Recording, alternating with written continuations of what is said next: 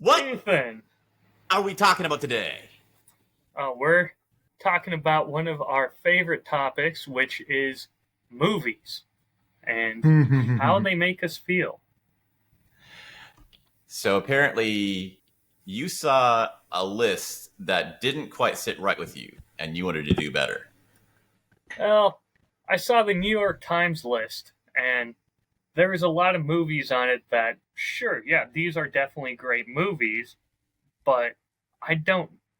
There's some movies that I feel like should be on the list. There's some movies that I felt like, okay, that might just be pandering. They like the political aspect that they're pushing with the movie.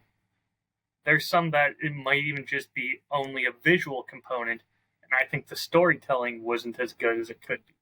So I wanted to challenge us to come up with our own list of the best movies and to kind of cap it on the same area that they did.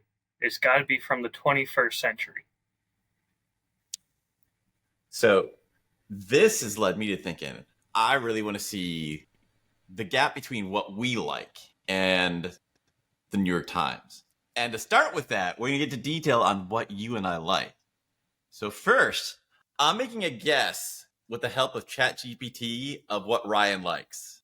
So I thought about it today, and let's find the prompt I came up with. This I'm excited for. Do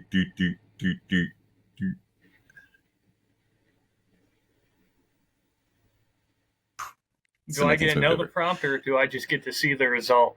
Tell me the top 25 movies of a 27-year-old with the wisdom of a 90-year-old grandpa. Oh, that's great. I feel pretty accurate about this. Yeah, that's good. What's it gonna give? Okay, 12 Angry Men, Amadeus, Before Sunrise, Casablanca. Oh, Casablanca's good. I don't know. When was Casablanca made? I can't read that from here. Let's see, 1942. Okay, so yeah, I don't feel bad about ignoring that one now. I was going to say, there's no way that one. Do you want to limit it to the last 30 years or anything like that? Let's limit it to the 21st century as well. That way I can really see how well it did at guessing me.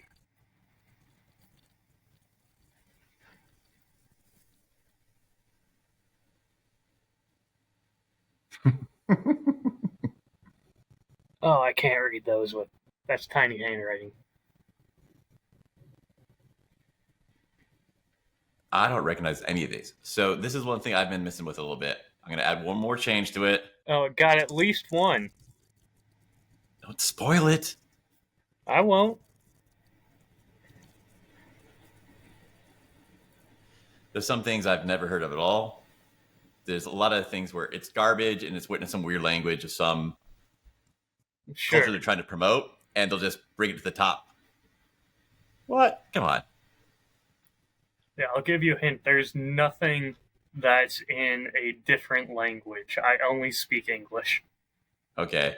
Let's just say restrict it to only English.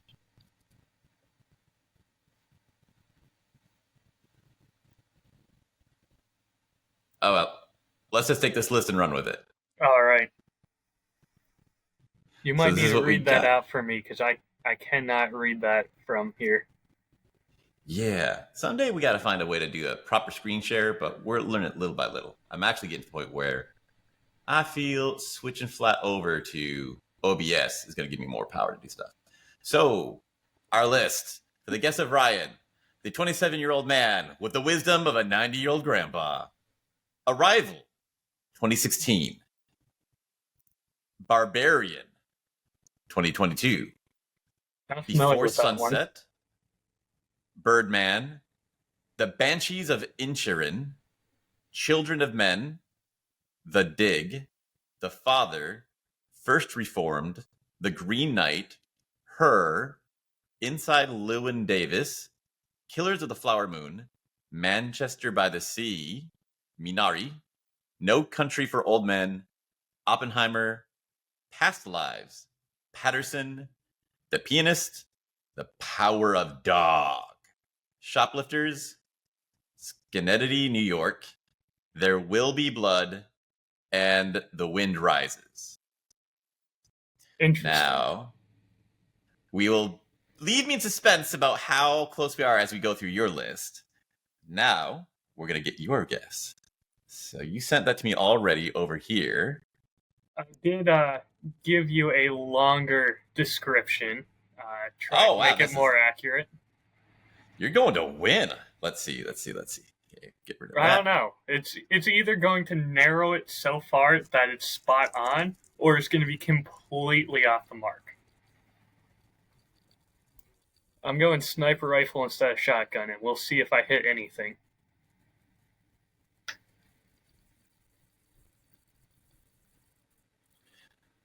Okay, a man who once saw the world through the lens of a scientist, where truth was absolute black or white, true or false. Over time, he's grown to embrace the grays of life, valuing emotional truth. He's a love for Baroque art and deeply enjoys discovering its subtle influences in writing and visuals, especially when it has multiple layers. Warm, outgoing, and refreshingly candid. That's a very nice way to put it. Even if that sometimes means pushing the boundaries with a touch of inappropriate humor. He's always sincere and speaking his mind without hesitation. He's a rare blend of intellect and heart, with all the drive to achieve wonderful things. Man, thanks a lot. I feel bad for making mine so short and comedic. No, that was perfect.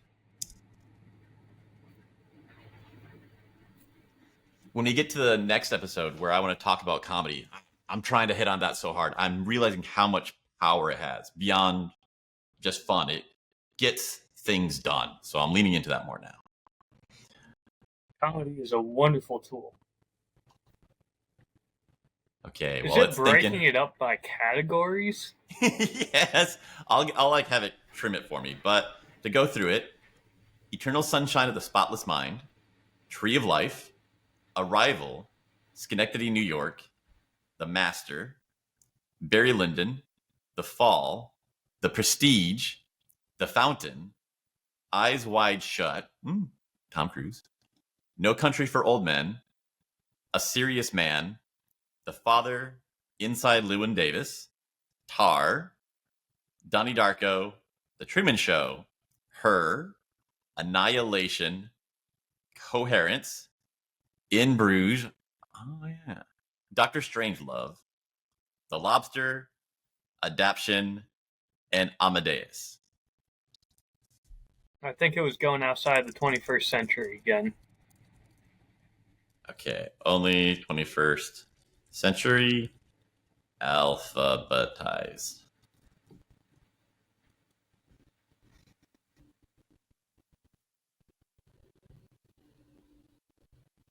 It looked like it's doing what we asked. Oh, just put a red X on the ones that are outside the 21st. Did it only give us 24? Yeah, delete the ones not in 21st century and replace with ones that are, and make total 25. AI is a wonderful tool when it actually works. I was trying out that the Grok one that with the character. Freaking cursed me out. It's like, what's some suggestions I should do for my speaking business? And it was, you should try to do Toastmasters. I was like, you fucking idiot. If that's what you suggest, every other advice you've given is trash. And instead of saying, okay, let's try and fix it, what I can do? She's like, well, fuck you. And like literally cursing me out. Like, this is retarded. Okay, I guess I learned from the average Twitter user on that one. It's been weird, the discussion about that. Just the things that some people actually think is enjoyable to have. Like, I wish my AI gave me more abuse. Jesus, man. No wonder your personal life is all a mess. No kidding. I'm going to try one more time on this. The is going to screw me up like crazy. That will be fine. Let's move on. Too much build up to the beginning. So you have your list, and I have mine. Yes. And I don't know if this pop outs or not. Oh, that's not what we want. There should be a way to have it have one screen showing this, and then the other one not. But we're not tech support today. Just push that to the side. That'll be enough. So let's start with you and your list. What's the first one that you got? On my list, I have A Haunting in Venice, which, if you have not heard of, you would probably absolutely love that movie. Well, here we go. I'm going to keep these two up, and I'm going to add a third so we can collect this shared thing. Yes. You don't need to see me. Okay, Haunting in Venice. Yep. It is the third movie in the Poirot series. The more recent one starting out, of course, with Murder on the Orient, Death The on the detective Nile, guy. and then A Haunting in Venice is the third one. And it is much darker, ghost-themed, post-World War II Venice in like a children's hospital or something. Just this real dark setting, but he also doesn't believe in ghosts and is kind of hallucinating and seeing one. And there ends up being a perfectly clear black and white explanation for everything. Very well done. Yeah, I've enjoyed those. Yeah, nice. Let me... Which I did not realize it only came out in 23. I thought that movie was older. There we go. Okay, cool. Yeah, that might be something to look up. I'm having a resurgence of enjoying movies again, so you picked a perfect time to ask me to do this. Okay, I don't see that on either of the lists of our guests, so AI still has a long way to catch up with us. No, I picked a lesser-known one. The first letter on my list is B for Blackberry. Not familiar. Yeah, it's not a huge blockbuster, but incredibly well written. It's a story of the Blackberry phone, and what really ends up happening is it's the journey of the character that goes from being an engineer trying to start a company and then becoming that kind of person, the CEO type person. You see him emotionally, socially, and even physically transform as he becomes a different type of human. In my opinion, it's a much more powerful version of The Social Network, because there was kind of, this is who I'm always going to be. It's just how I got there. And it's like, no, you see him go from, I love the craft, I love the art, to burning everything down, because now all he cares about is making the revenue marks. Same time, for me, I'm going like, this is awesome. See this guy learning speaking skills, listening skills, the soft skills, and he doesn't care about it. He doesn't go mad with power. He just wants to have it so he can improve his dream business with it. But it's neat seeing him put those two together and how much of a dangerous superpower that makes him being good at both. Very fun. I've heard good things about that. I'm glad you brought that up. That should be on my list to try. It's kind of funny. It starts off like, what the crap? This week's like trash. But once you get past the first scene, you realize, oh, these guys are genius comedians. This is going to be fun. Okay. All right, next. I'm going all the way down to C already with Catch Me If You Can. Ooh! Man, that's a good one. I want to watch that again. Great movie. This is prime Ryan. If the AI had even a picture of your face, it'd be like, oh, fuck me. We got to have Catch Me If You Can. Oh, you're going to start seeing a theme with mine.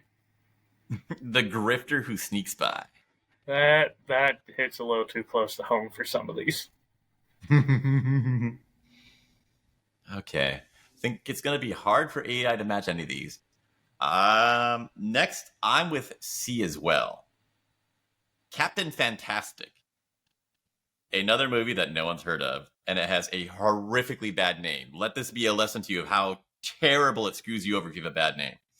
It's about a family, and their whole premise is to go, well, optimize your workouts. You know, you do those ice baths to improve your sleep recovery. Well, what's the most important thing I do?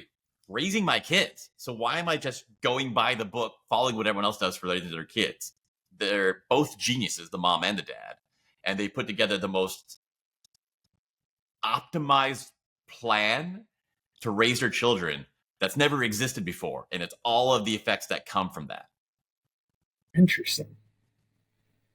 I relate to that. If I ever had kids, that's exactly the first step I'd be. Anytime I get serious with a girl, I show her this movie because this is how I'd have to do it. I'm not sending my kids to public schools. I'm not getting a homeschooling textbook and following that. I am inventing something better, and we're doing that. So if you're not into this, it's not going to work out for us. I like it. All right, next for me, still in C, Casino Royale. Ooh, tell me a little about this one. First of Daniel Craig James Bonds. I mean, it is a great classic spy movie.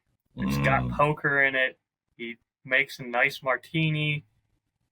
It's also the first time that I think we've gotten a more modern take on Bond, where it does show him having some emotions. And he's still very masculine, still very much the kind of asshole spy.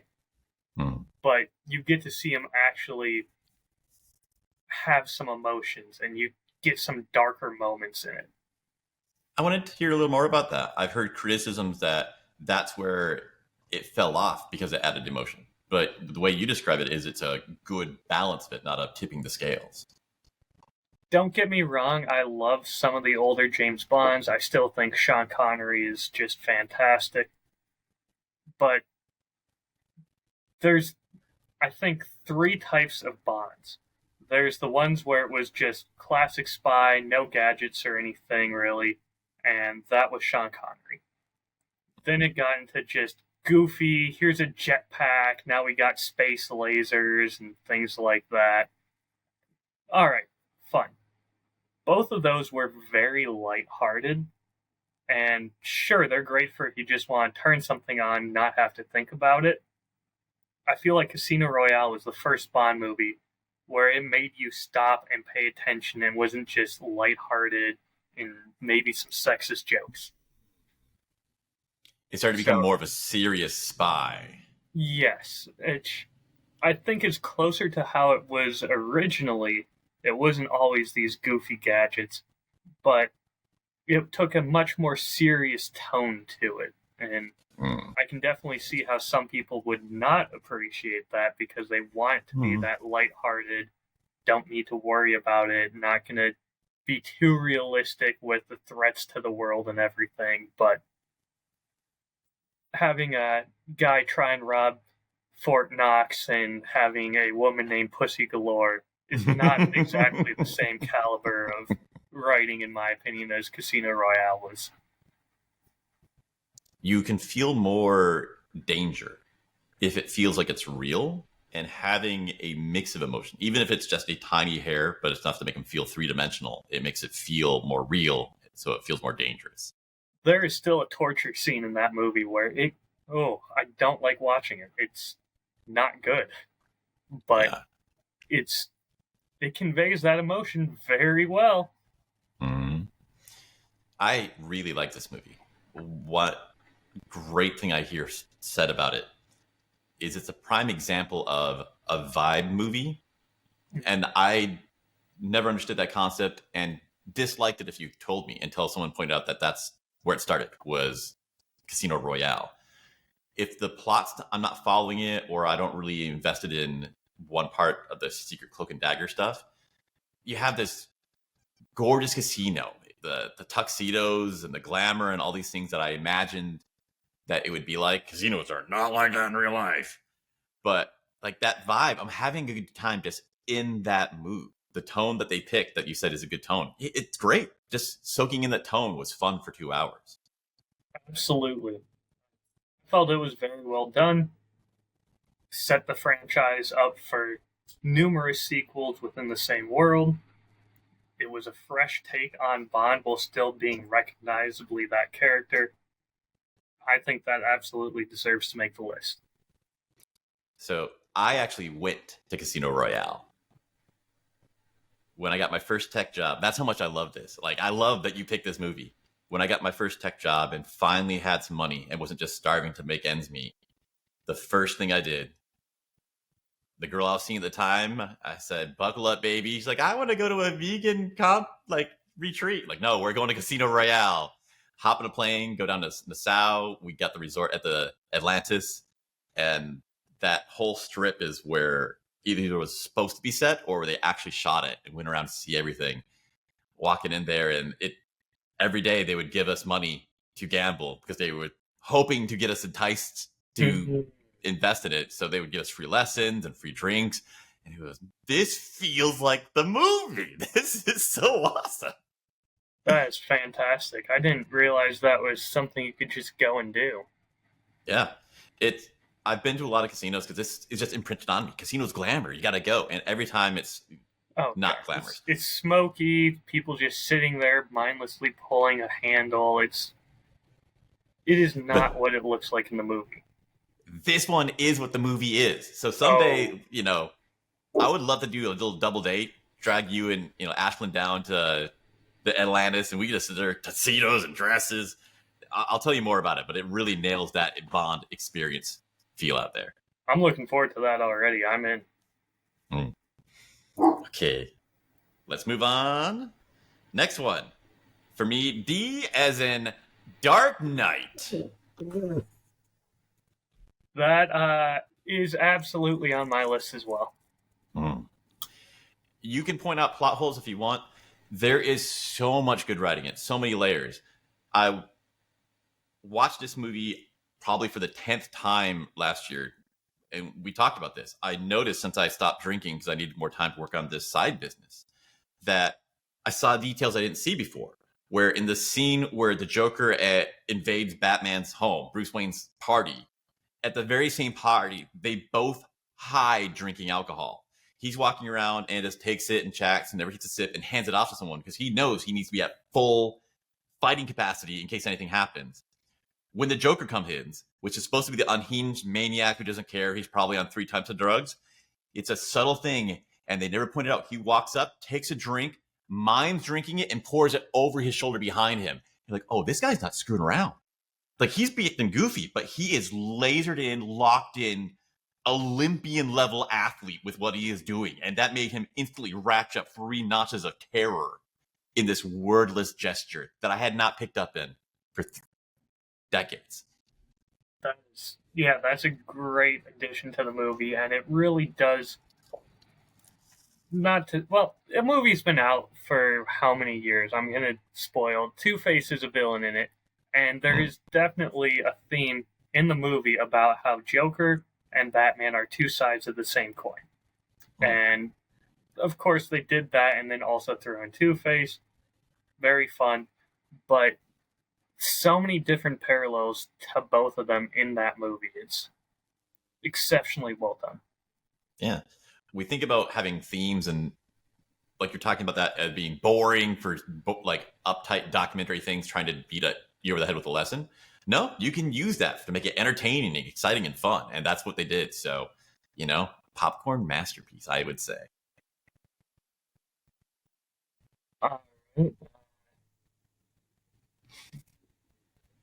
My list is going to be a little out of order because I forgot to take the out of the front of some of these. But same. We'll go with Dune Part 2. Yes! I mean, just so well done. The first Dune, very well done. Felt very slow and very methodical. And that was absolutely with the intention of Part 2 coming in, and that's the big action sequence. That's where things really get crazy. Absolutely need Part 1, but Part 2 is just so well done. Hey, Wesley, what are you doing? I love the hell out of it too. That scene that I put in all my clips where he walks into the arena and he's been holding back and he was like, "We're gonna do this," and he just bowls over everything and turns the tide of the future of the universe with a speech. Oh, so good. I am the voice from the outer world. That's what I would try to explain to anyone goes, like, why are you so into this stuff? What does it really matter? I mean, the visuals, the storytelling, the soundtrack, so good. Yeah. This is one where it's so on it. I'm very disappointed that the AI couldn't even guess this for either of us. Because for me, the next one on my list, Dune Part 1.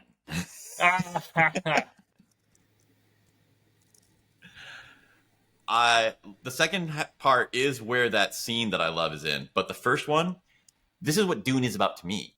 The whole premise is it's in the future where computers don't exist. And so developing human intellect becomes the nuclear weapon of the future. The spice gets talked about, but the real weapon is the human mind. And it's this chessboard that you set it up and everything will play out. But the action scene in the second half, it doesn't really matter. That every action in the second piece has already been decided by the setup of the first. So it's fun for me. Every little part of, oh, it has to be a slow setup because they're planning things 1,000 moves ahead that are going to echo for the next 10,000 years. And I love watching how they put it all together. I do appreciate and enjoy that. Man, I still wish there was some way where you could build all that up and then still have that momentum of releasing the dominoes. Because the first one, it was, okay, I see you're stacking up all these dominoes, but it's now been 2 hours and we've knocked over the first one, and now it's just going to stop with that second one leaning. And that's where we're just going to take a break for now. It was just the most, oh, come on, give me more.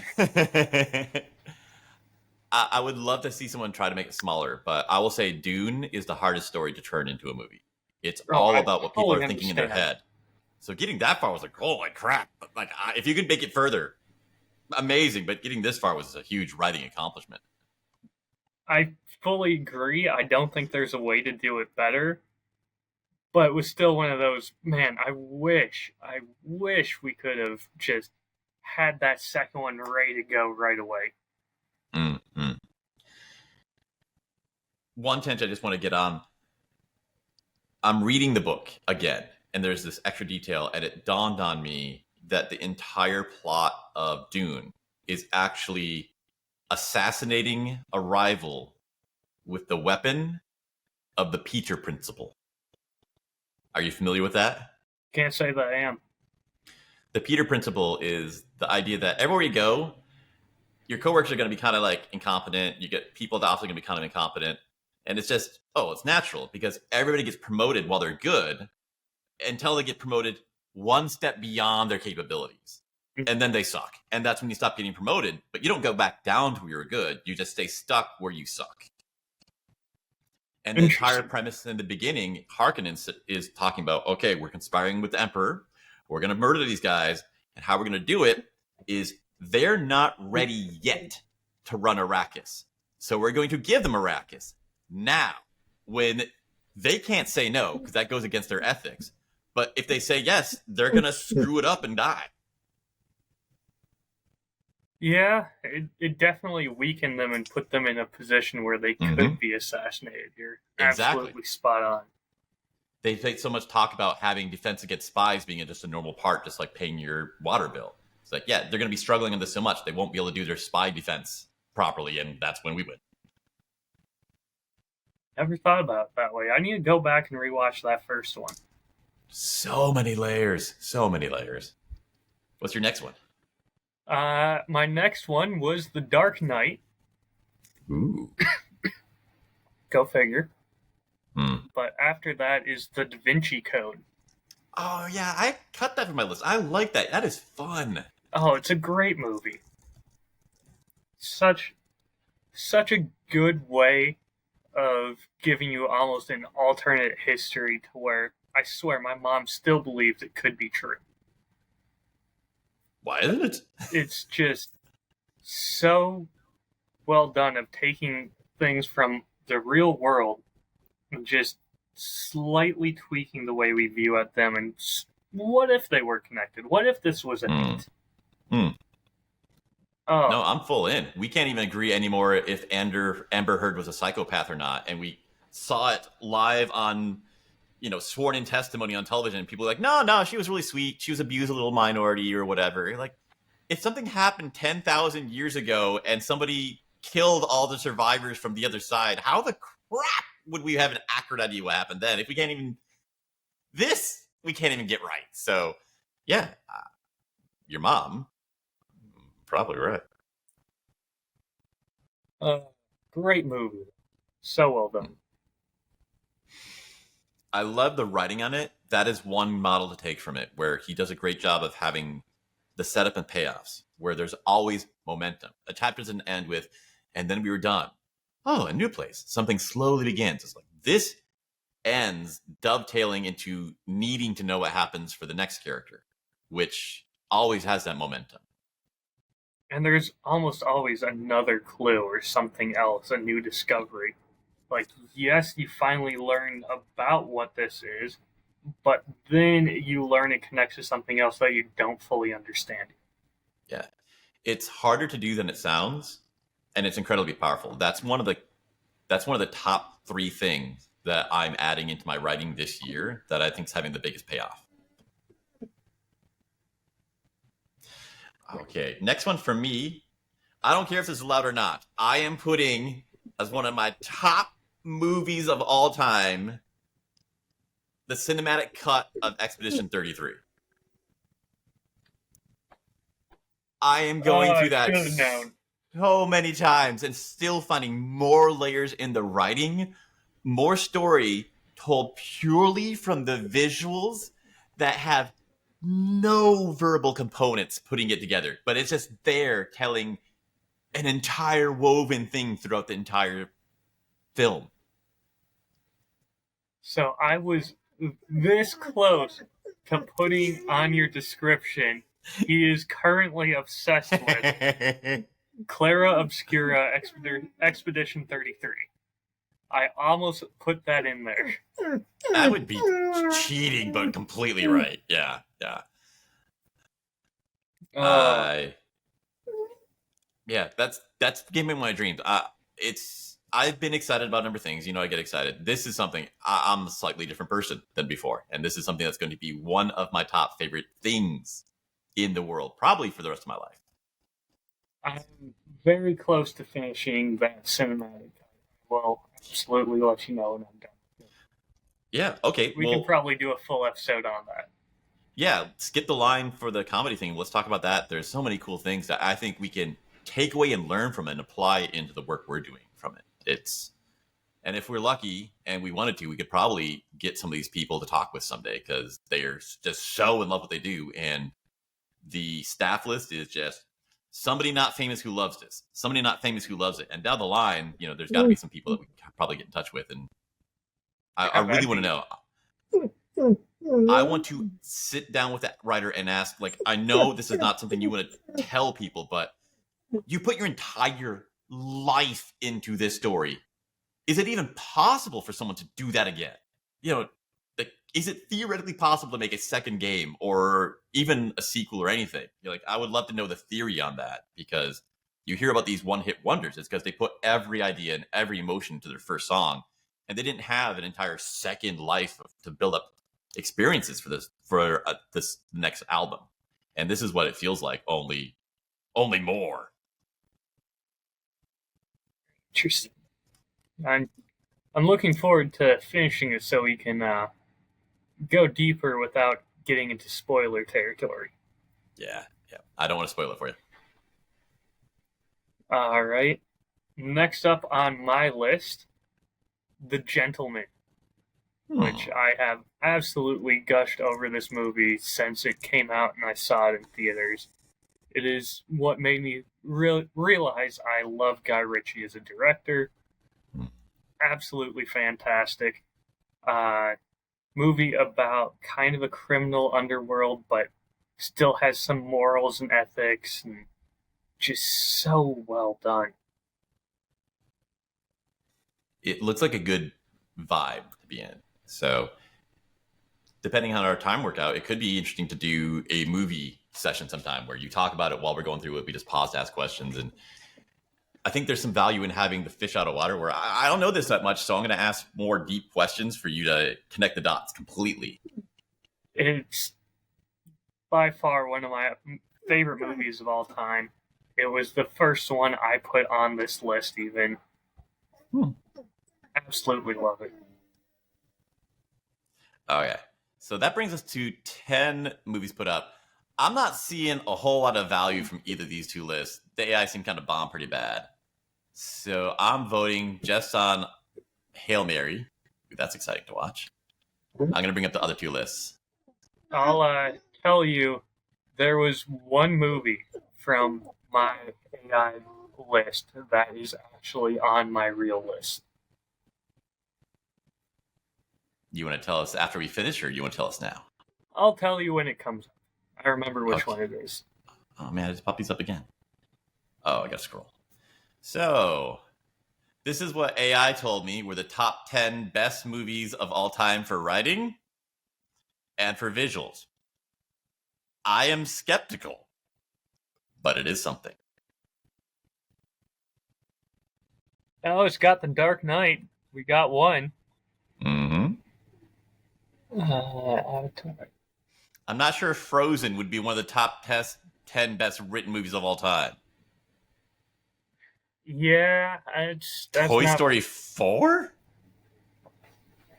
The Force Awakens. Are you kidding me? Yeah, I'm not sold on those lists. Okay, well, this is what we have. If you come up with an idea of a new list you want to generate to compare against, stop me at any time. But my next one on the list, F for Fight Club. When did Fight Club come out? Don't care. It's immortal. I thought about that one, and I swear it came out like 94, 96. Probably. And it was just slightly too old to go on my list. Well, I'm slightly too old to go on your list. I wanted that one on there. I truly did. It's another example of the marketing, like with the title Captain Fantastic. The movie came out when I was college. Everyone was talking about it, and everything sounded like trash. It was just girls gushing like, "Oh, Brad Pitt's topless half the time, and he does an action thing." Like, this sounds boring. What am I going to watch this for? See, you were hearing things from the wrong people. The people who truly watched the movie knew you didn't talk about Fight Club. There were people. I lived in LA. There were people whose actual salaries depended on me watching it, and they presented it really poorly.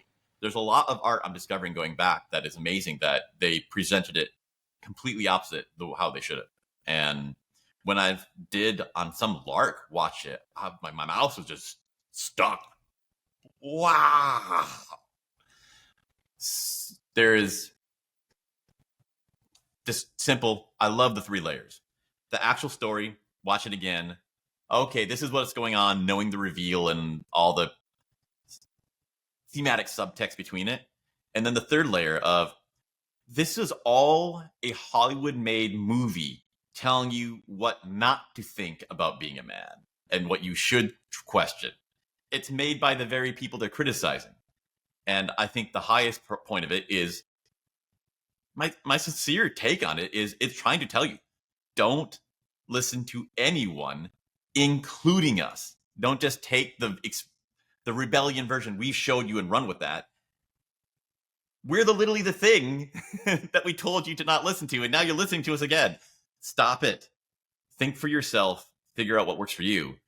And that's one of the hardest lessons to teach, but that has been one of the most powerful improvements in my life, is finally learning to do that. Which I think is a mark of a greatly written story. When, there will be some people who miss the deeper meaning and just like it because, oh yeah, I want to rebel and I want to look cool and everything. But there's people who are going to argue with them saying, no, that's the exact opposite thing that this movie's trying to tell you to do. Question everything. Don't listen to anyone. Don't just try and be cool. It's so well done. Yeah. It's always the lesson you need next, no matter where you are in the chain. You can understand what the next step is for you, and then you get that like, oh, wait, that wasn't it. It's the next one, and you can see it just by watching it again. So good. All right, I'm only slightly upset that you put that on your list because I didn't think I could put it on mine. I'm sorry, I did not catch that they were limited to 21st century. All right. That's fine. My next one is The Italian Job. Again, going back to that kind of grifter style movie.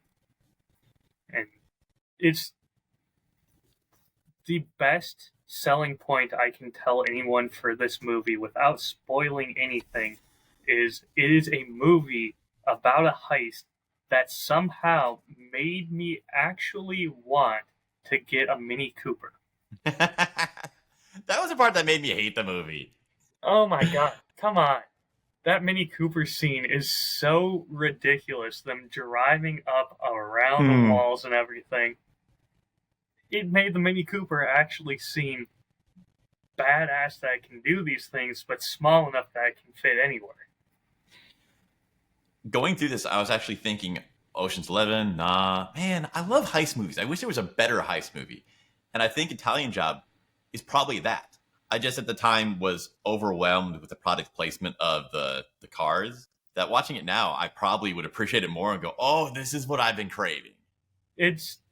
There's some parts that don't hold up as well, but it's just overall a great movie still. And I've got more than a couple heist movies on here, so you'll have some to check out if you haven't seen them already.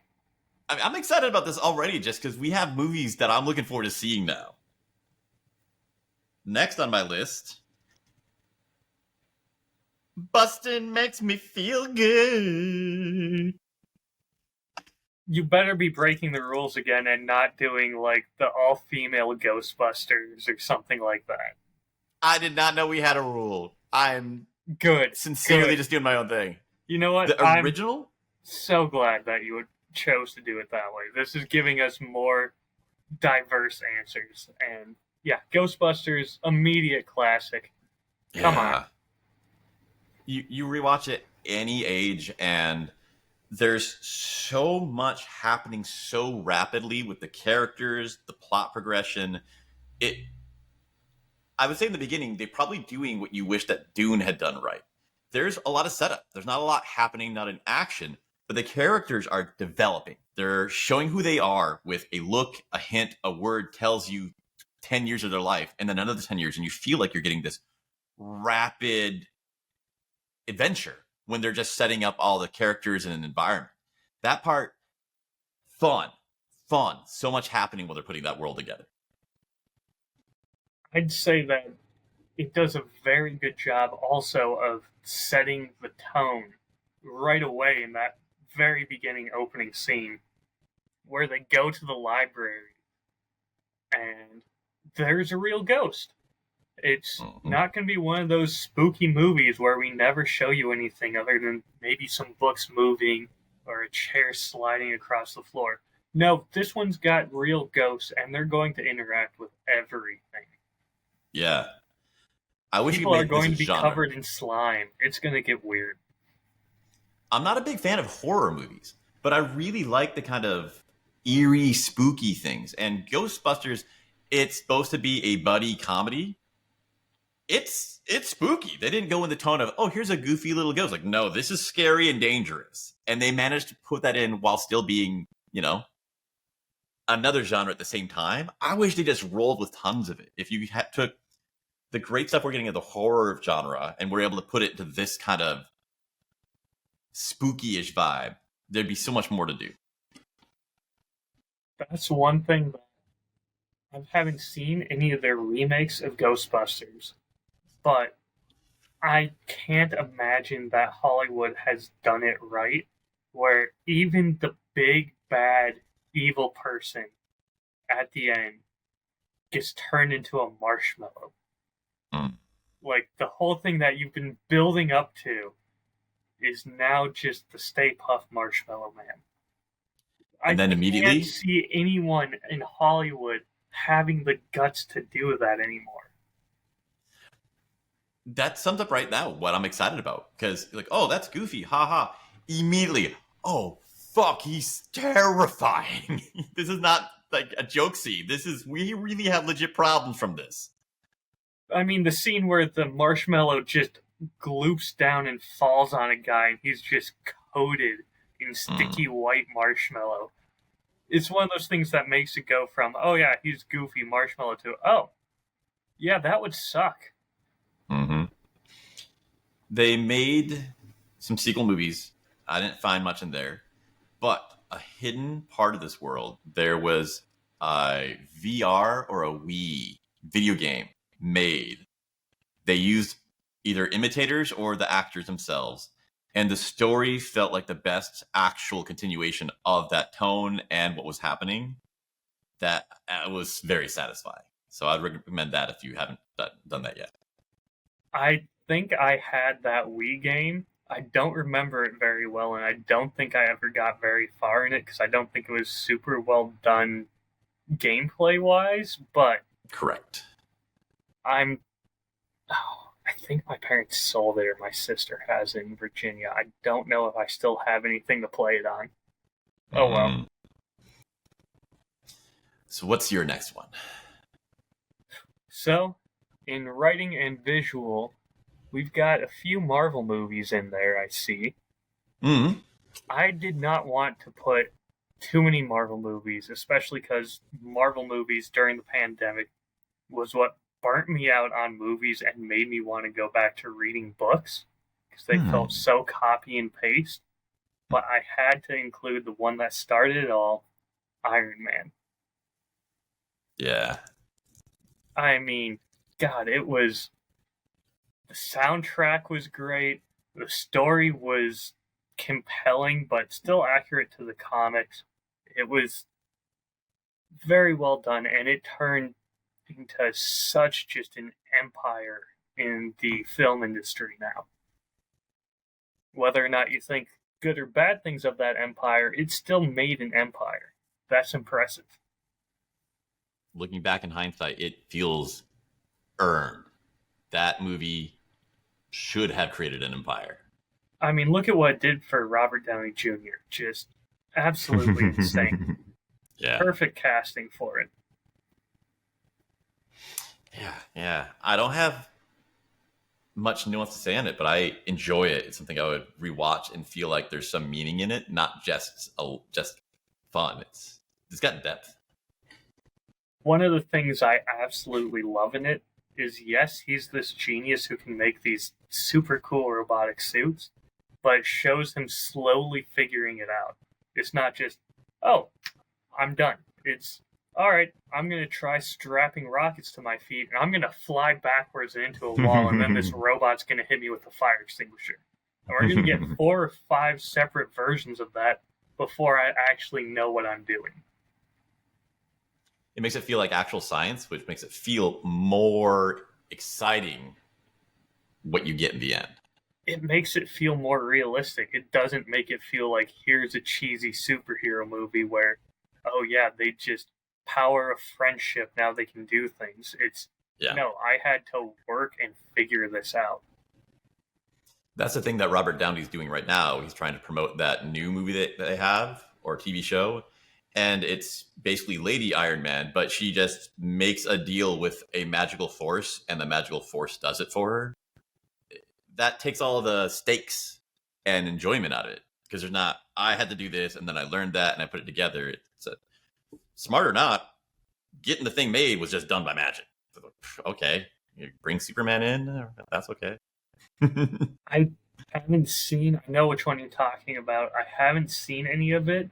I've seen clips, though, and I have to say it is the most intrigued I've been in a while, just because it went away from the suits where it just, you blink and now all of a sudden they're suited up. It's actual physical, watching it wrap and clamp down on them. And that is so much more visually interesting to me. Mm-hmm. So yeah, I'm glad they went that route visually, but story-wise, I absolutely see where you're coming from. Yeah. Okay, next on my list. I recently rewatched this and I was shocked how much I liked it. So, Gladiator. Uh, that was under my honorable mentions. Just from the beginning, I literally popped it in just to go, okay, I want to remember what this was. And I have to watch the next bit. I have to watch the next bit. And then I'd seen the whole thing and it's 1 a.m. I still need to also watch the sequel. Me too. I don't know how it will hold up, but I'm intrigued by it. It held up so much better than I expected it to. I would say it's one fraction the writing, one fraction the top tier delivery. There's this restrained emotion, which I'm barely learning how to do, where you feel that there's intensity, but also more that you could see if you wait and see where it's going. Yeah, that's nice. Next up on my list, we have John Wick. Yeah. Tell me about that. It is a movie that I am pissed off about how simply brilliant the writing is. Because it tells you a very sad story in the beginning. Shows a man down on his luck, one of the worst times in his life, and he gets this dog, and he gets hope to get back to normal. And then you watch that hope and that dog get killed in front of him, and you are filled with rage. And then you get to watch him absolutely destroy everyone. It is the way you say that. Such a simple concept, but you could not have a more meaningful way to get people involved and emotionally invested in watching someone just beat the shit out of people for that long of a movie. He does it through show, not tell, held up to the highest level. Even when he does say, he doesn't say with a lot of emotion, but you can tell there's more in there. The world building, great. Yeah, you've got this cool hotel, this organization of assassins. I don't care.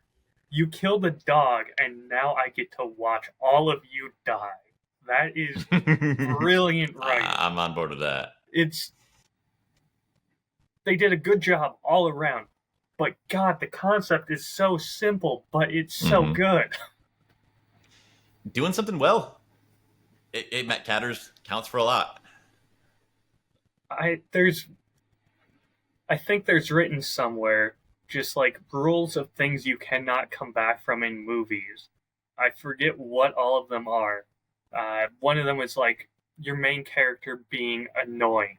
People do not want to watch someone who's annoying. You can have side characters who are annoying for comedic relief, but if your main character is annoying, people are going to hate the movie. They don't want to care about them. Yep. Another one that I vividly remember is killing a dog. There is no coming back from killing a dog. The audience is going to be against you. They found a way to make that work in their favor. That is so difficult to do. But my God, it makes perfect sense in the movie. I would just say it probably works because it was so simple. If you tried to juggle that with 3 other things, they probably would have fucked it up. But the fact that it was such a simple premise, we only have one thing, and it's so hard to get right, but we're going to do it. I can't imagine the movie if you didn't have that to get the audience motivated for this. It would just be another boring action movie with no real substance. One thing I want to point out is in every sequel, he actually has fewer words than the last one. I believe it. How many movies? I think they're making another one now.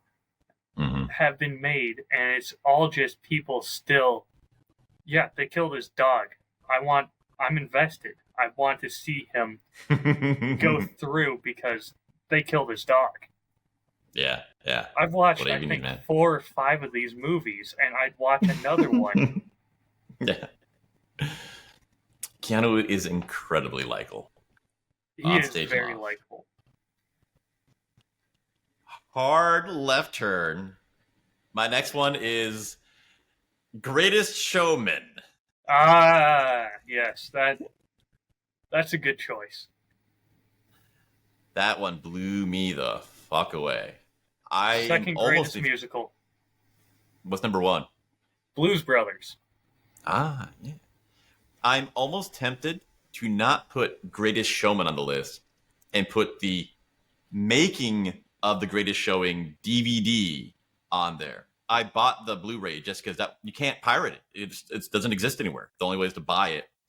And on one hand, it was such a great lesson. You talk through the composers, the writers, and everybody talking about the revisions they did it, and you see it come from the original idea and then get to, oh my gosh, that's so close, but only feels a 3 out of 10. But you change this one small thing, and now it feels like this overwhelming 10 out of 10. The lyricists were talking about my favorite scene, the one with the whiskey. And the original, their same song, the same melody, almost the same meaning, but the general premise was the one character comes in and says, your work sucks, your stuff is smelly, you're poor, this is just embarrassing, I'm disgusted with you. And then slowly convinces him, okay, yeah, I see it, okay, I'm in. And that just somehow just felt, ugh. And they changed it where immediately it starts, I like what you do.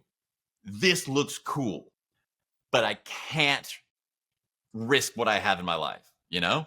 And it starts from this positive note, and then for 3 minutes just gets even more hyped up on yes and instead of conflict, and just night instantly, that one small change. And then the actual plot of you see the actors working through it.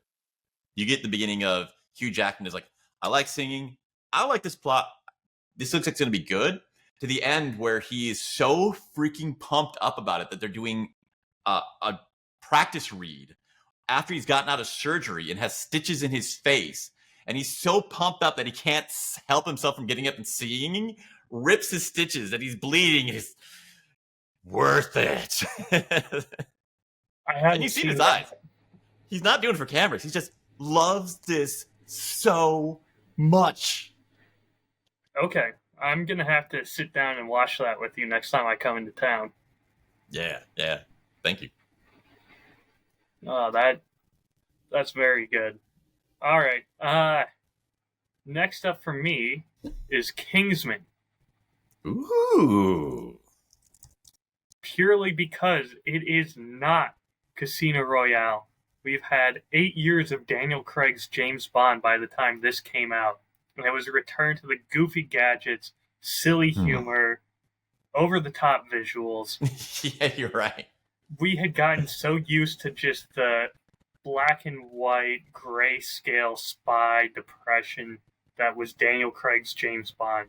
And this came out and it was such a fresh, vibrant take on that genre that stood out very Samuel L. well. Jackson, a lady with swords for legs. Oh my god, it's just wildly stupid.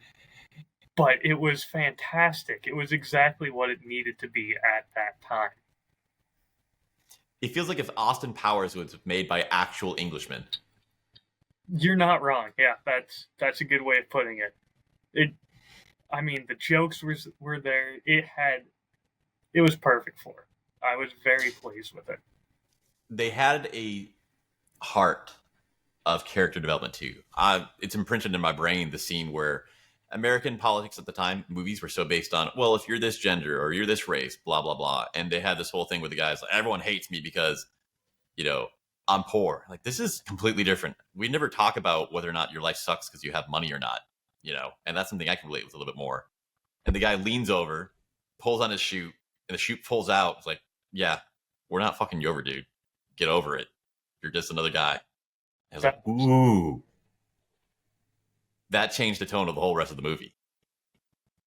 There was that, and then there was the scene where he's told to shoot the dog as the final test. Oh. And he doesn't do it. And he goes to his mentor and calls him a monster. And then you find out that the gun was loaded with blanks, so the dog lived to be a ripe old age. And you just go, okay, So they're asking you to do unspeakable things, but they're not going to actually force you to do it. There is still some morals behind it. It's very well done. Not wastefully, not for nothing. No. You can't come back from killing the dog. Oh, absolutely. Again, just such a fresh take on that genre. I was very pleased with it at the time. Meeting you in the Marvel world, Guardians of the Galaxy. Yeah, that's a good choice. The soundtrack for that is fantastic. You got a raccoon? I'm in.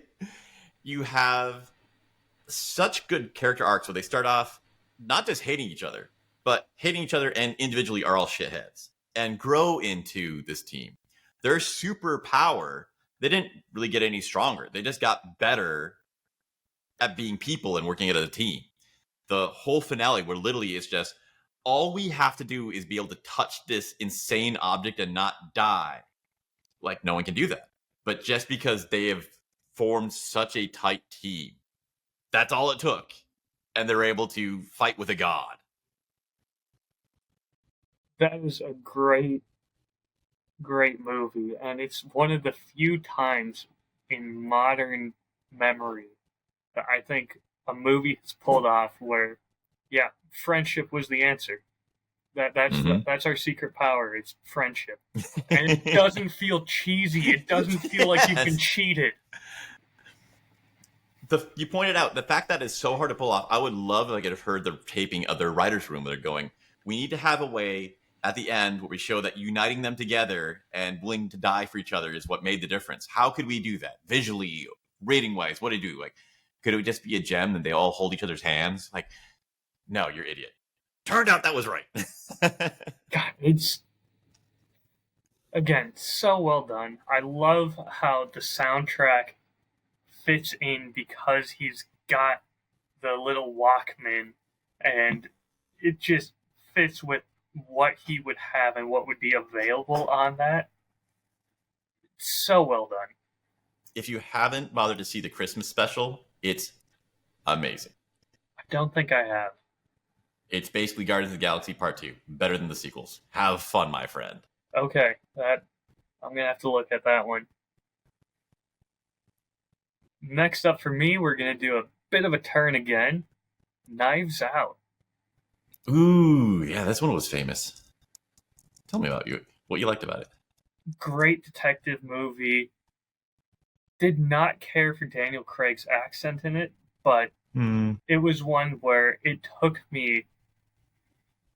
Most of the movies, I feel like I can see where the plot is going right away. Sure, you've got Chekhov's gun, and some people might not notice it, but immediately I'll know what it is, and I know it's going to go off. I'm familiar with the principle. Knives Out is one of those few movies where there's a twist I did not see coming. What was a twist you did not see coming, Ryan? Oh, do we want to have spoilers? Yep. No, that's 6 years old. That's fine. The twist I didn't see coming was that she did not actually poison the man at the beginning of the movie. Mm-hmm. She had... The vials had been switched, so that way she would have poisoned him. But she unknowingly grabbed the wrong vial, which was full of the good life-saving stuff, and used that instead. Because she was just good at her job. And this whole movie, you're thinking, oh god, she killed him, and that's the whole premise. And it's revealed right at the end that she didn't. And it was one of those, okay, I understand she's morally good, we've got some gray area here, it's a fun time. And then all of a sudden, that last moment is, oh, she did nothing wrong. She's perfectly fine. She's in the clear. Oh, yes, definitely. It was one of those... It's like the dog scene in Kingsman, where it's making me think, okay, they're willing to do some things that are not great, but still morally flexible. And then it reveals, oh, yeah, no, they were good all along. No. Such a good reveal.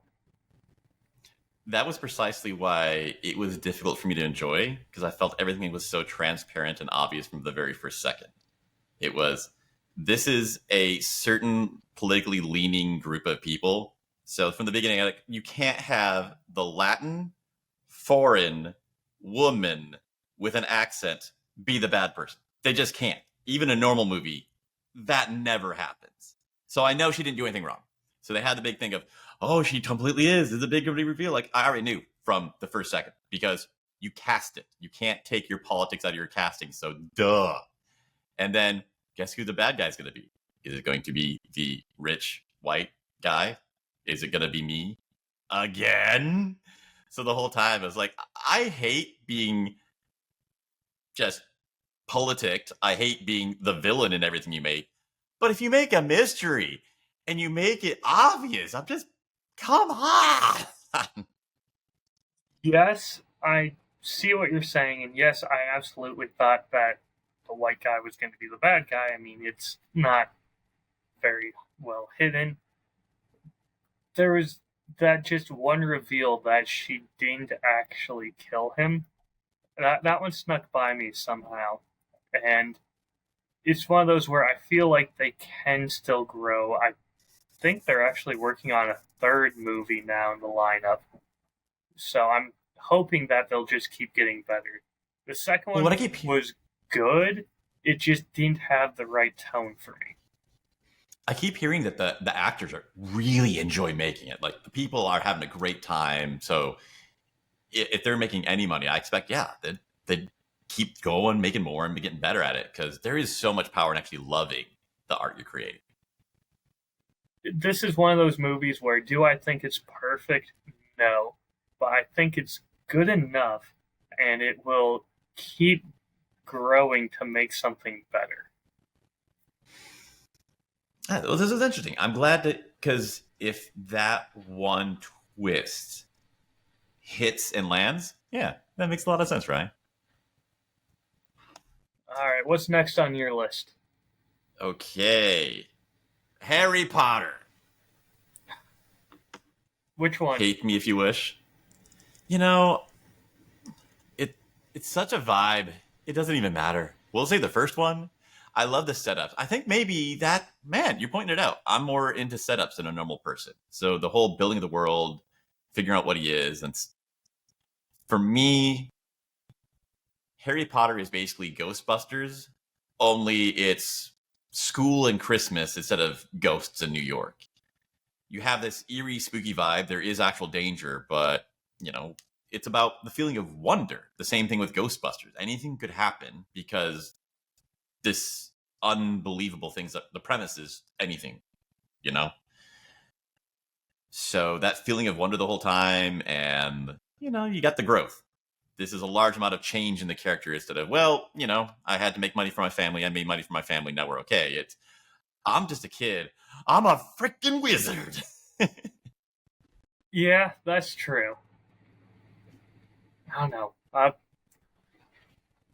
There's some parts of the writing that I just missed the mark for me personally. Yes, that's true. You want to give me an example? Because I think this is important. It's getting slammed a lot already online, but some of the characters' names are just laughably bad. Superhero names. It's on the level of Pussy Galore in James Bond. It's you can't name someone that. That's and it goes for it beyond to be breaking in a the book. children's book. All right. Making more friends who actually live in the UK, the exact thing you're talking about is even worse than we realized. So first of all, our thing in America is elite universities, and that happens when you're an adult. In England, it's about where you go to high school. That determines the rest of your future, if you're going to be a millionaire, a politician, or whatever. So Hogwarts, this nice little magical high school, and we have positive feelings about that. For them, it's a movie about the most oppressive part of their culture. And it's a little like, oh, well, all right, fuck the elites that get in. We're still just sitting here stuck forever because I'm 16. Sorry, I'm too late to do anything. Um, Oh, but now you're making me want to watch a movie set in that universe, but it's the Irish underground school version of Hogwarts. okay, so we were getting there. The very next thing, which is even worse, we don't pick up on it. There was one Irish kid in Harry's class. He was a kid who blew up every time. Yep, It's a flat out like Irish terrorist bomber put into a children's story yep, by a woman who has a lot of particular groups that she personally hates. yep. Like I said, there's a lot of things in the writing where it's just you can't do that in a children's novel and expect me to be okay with it. Full on. But I think I, as an adult, got really lucky that the feeling of mystery and wonder really connected with me. And as a creator now, I do respect the ambition she had to try a different genre each book. If you actually look at them, the first one, it's like the little spooky horror kids thing. Each book, she sat down and be like, well, what haven't I done? And one will be a different genre that she sucks at and is learning to do from scratch. And that's, yeah, a lot of things screwed up. A lot of things did not go well, but to be, I nailed it. I could just give people exactly what they want. I'm going to do really well, and maybe I'll get better at it, have less holes. Like, no, we're going to just experiment till we die. I can respect that. What's your next one? Next up, I have another heist movie, Yes. Logan Lucky. Tell me about this one. Oh my I've ever god, heard of this. it is Ocean's 11 meets Rednecks. It is so good. It's robbing NASCAR, Oh. and it's so fucking good. It's so well written. The humor absolutely lands. It's just, oh my You god, got a I good fell connection in with love Daniel with it. Craig. I think This he's been is in your what- last 3 movies. Has he been in the last? He has been in 3 movies. Yeah, you're right.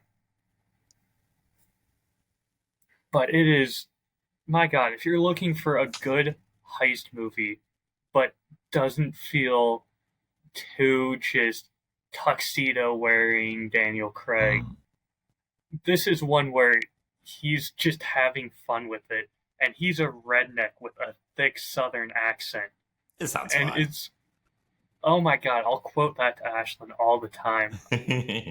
You Logan brothers must be as simple-minded as people say. And then the 2 brothers just look at each other and at the same time go, people say that? It's just so well written. Please, please give that one a watch. Yeah, I want to talk with you about after that one. This sounds fun. And as we've been seeing, Ethan needs to have more fun in his life and in his creative output. It is the type of, if I was to write a movie, this is how I would want it to feel. Yeah. I'm too biased against fun because I don't fully appreciate how powerful it is for just building our world. My next one, Hunger Games. Uh, You get into the whole idea of speaking and art having a form of power that is essential in a life or death situation. That's pretty fun. I'm noticing you definitely have a trend to like stories that have a lot of world building and get you sucked away into this different atmosphere. Yeah, it is. I would always say I love Skyrim because Skyrim, the place, is the main character, and it's such an interesting character to spend some time with. I'm realizing that lately. I really like people in the broad version instead of one-on-one so much. So having like we have a world with all these people that I care about instead of there's one character and I'm deeply focused on him. Yeah, I think that's a quirk of who I am. That, looking at your list, absolutely, I can see that.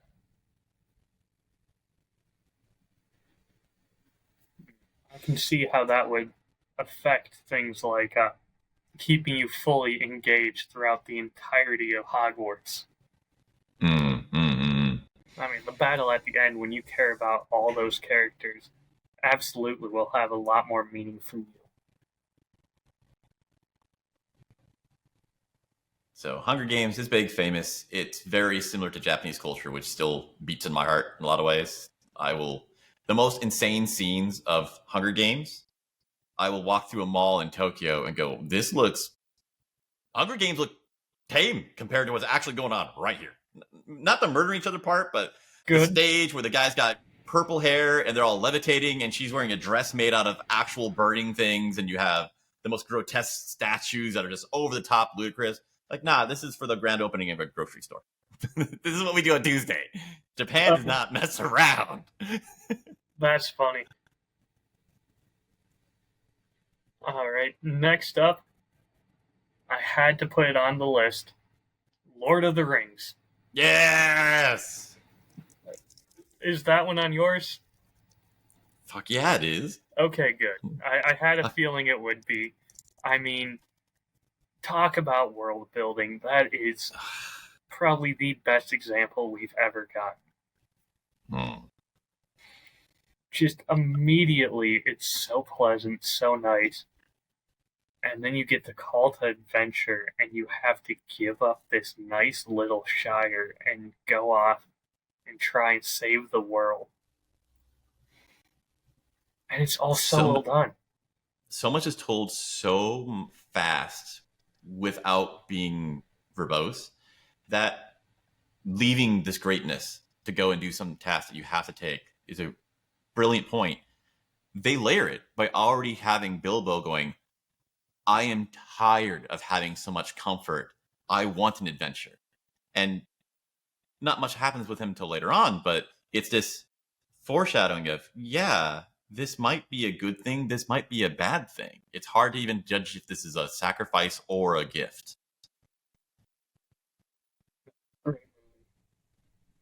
Yeah. Another one where definitely they loved making it so much and that came through. But I'm going to bring this back. Like, slap me a bit. I'm too far away to reach. Expedition 33, same process. Tolkien was a history and language student, PhD student, and then professor. He wrote history after history of this imaginary world before he put people in it and created the Lord of the Rings story, which is why it feels so real. And that brings the emotional intensity up so high. The author of Expedition 33 sat down and just wrote book after book of, here's the world, here's everybody alive right now, here's their parents, here's their grandparents, here's their great-grandparents, here's the life that they had, their personality, the motivations, it's just going back and back and back. So every little twitch that a character would make in the present would be a reaction to all of the richness of the world that they're living in. And that, on one hand, you get the Tom Bombadil scene, which some people don't enjoy. But on the other hand, you get such a complete depth in every character and world that just so much can be said in one word when you have that background. Talking about how much Tolkien was a student of history, I recently picked up. There we go. So, are you aware how much he loved Beowulf and how obsessed he was over this?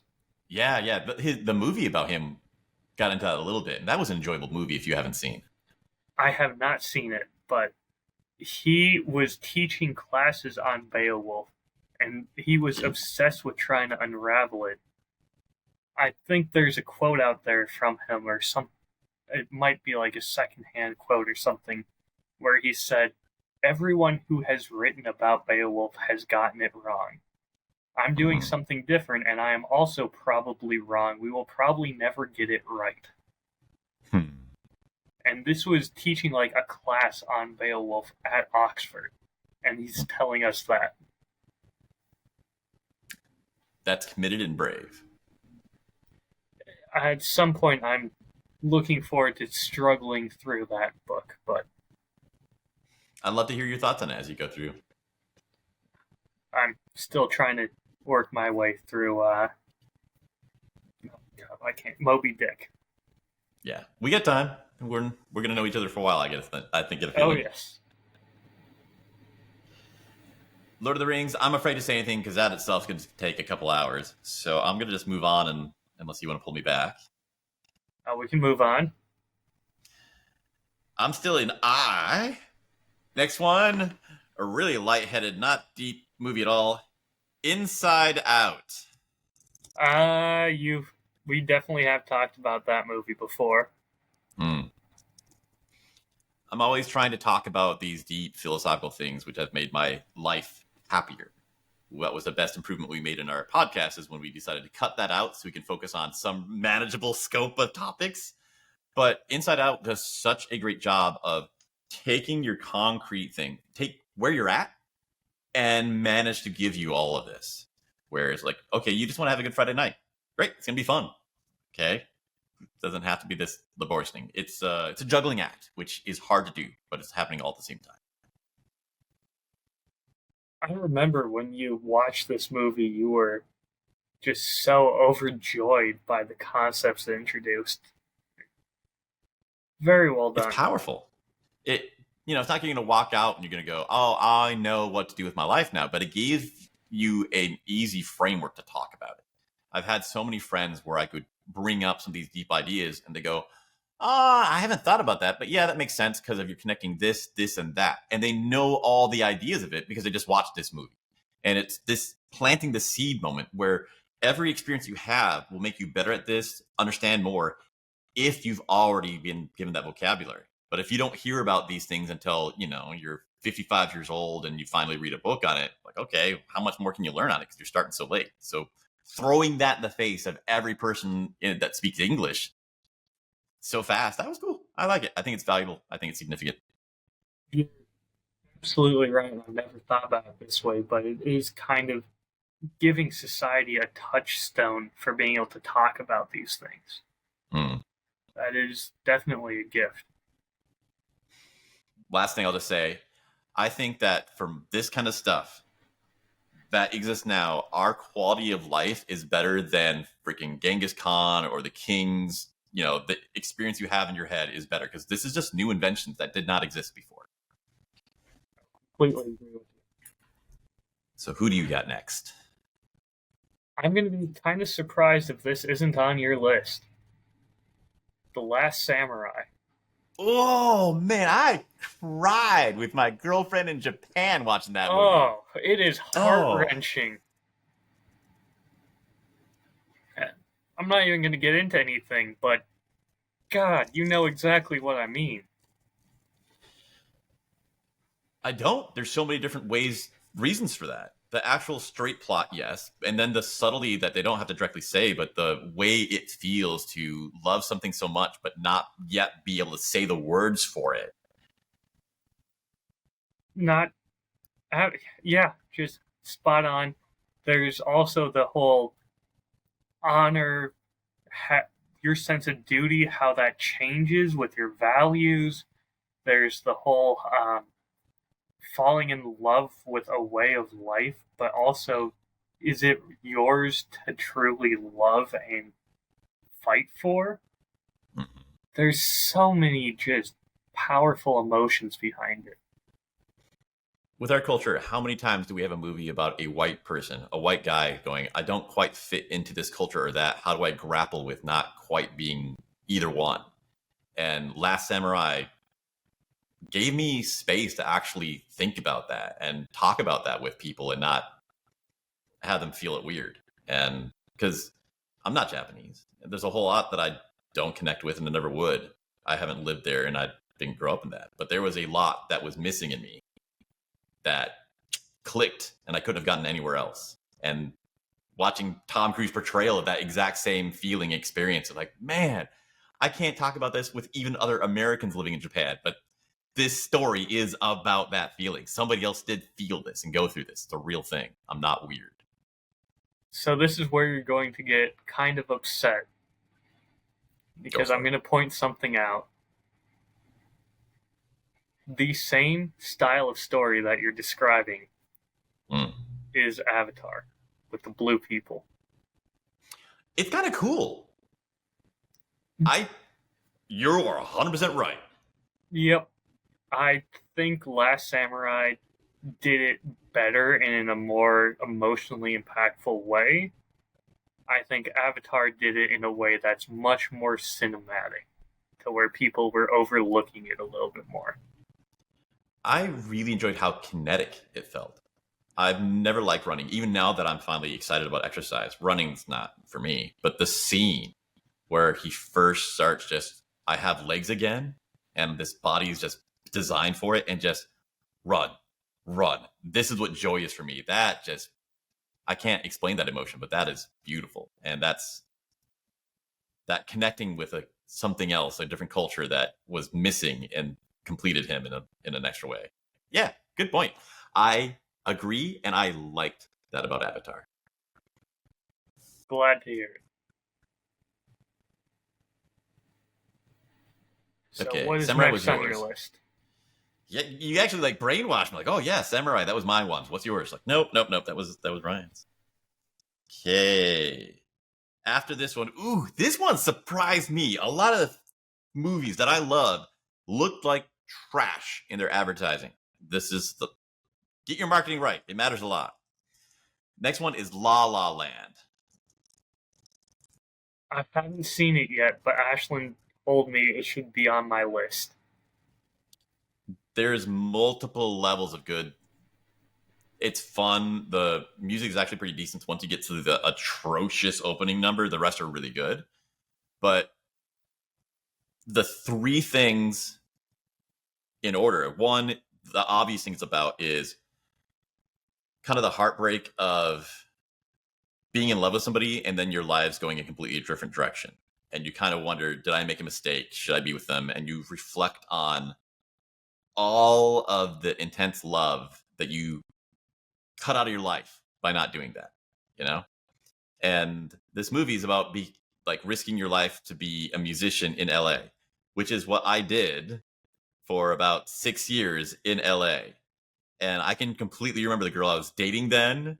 And every year it does pop in my head like, man, if I stayed with her, there was that intense love, because it wasn't just, she was beautiful and completely my top. And when do you ever find a girl who wears freaking ball gowns and high heels every single day of her life? Like, that's my vibe, and not many people do that. But that's a drop in the ocean compared to, you love this art that I love so much that I just can't put it even into words. And that's a really powerful bond. And that's supposed to be the main part. I'm like, I've had time to get comfortable with this. But then the second thing is, do you love temporary things? And you know how much I talk about that nowadays. And the whole thing is, Ryan Gosling, he just plays a really freaking emotionally intelligent character where he's, grappling with his own shit. But I like this when I have it. If it doesn't work out, I'll be happy that I had it instead of sad that I didn't last forever. And that was that just hit me in the gut of like, I have more stress about giving up music than about leaving that relationship. But the whole premise being, yeah, that's cool. That's actually part of art. You're doing it right. Kind of made a lot of things in my mind click together that didn't before. I feel a lot more like I understand myself better, and I'm more at peace with all my choices from this goofy Hollywood movie. I'm gonna give that a watch. You're selling me on that one. Yeah, it's fun. I think it'll mean something different to you, and I would love to hear what that turns out to be. All right. I think I'm gonna try and move quickly through some of these because we're already at an hour and a half, and we got 10 more movies each. Jesus. With my setup, I can't see the clock, so sorry. All right, no worries. Hey, I'm just letting us both know. Next up on my list is Miracle. Huh. Are you familiar with that one? Tell me, sir. It is about the miracle on ice when the U.S. Olympic team beat the Russians in hockey. And it's a great story, but more than that, playing hockey growing up and my dad being one of the coaches Every Yeah, year yeah. we'd do like an away tournament or something, or we'd go to the head coach's house or something like that. And as a team, we'd all sit down and watch this movie and eat pizza. And it's one of those core memories I have, whereas this is something that I did like once a year, every year growing up. Man, I love that. Maybe I should watch that for Christmas. It's a wonderful movie. Since becoming an adult and reading more on the event, I found out that there may or may not have also been some American women who distracted the Russian players the night before so they weren't in the top of their game. But that just makes me love it even more. It's a little bit of a heist movie, too.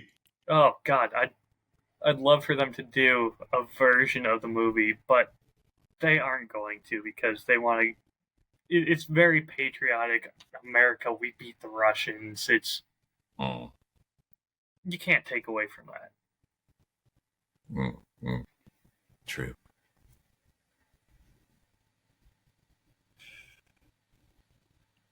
Next was Lord of the Rings. Moving on, The Matrix. Yeah. You know I love that movie. It's a great movie. Again, Keanu Reeves is just so likable. He's starting to believe. If I made one of my 6 value movie videos about a movie, it's going to be on my list. Yeah, I freaking that love makes sense. All right. Next up for me, National Treasure. Ooh. Good old Nick Cage. Just pure fun, or is there a little extra? It's a blend of pure fun mixed with Davinci Code in a way that's easily digestible, and you can throw it on no matter who the audience is, and they're going to have a good time. I love it. I bet you could guess my next one. Last Samurai, maybe? No. We were going alphabetical.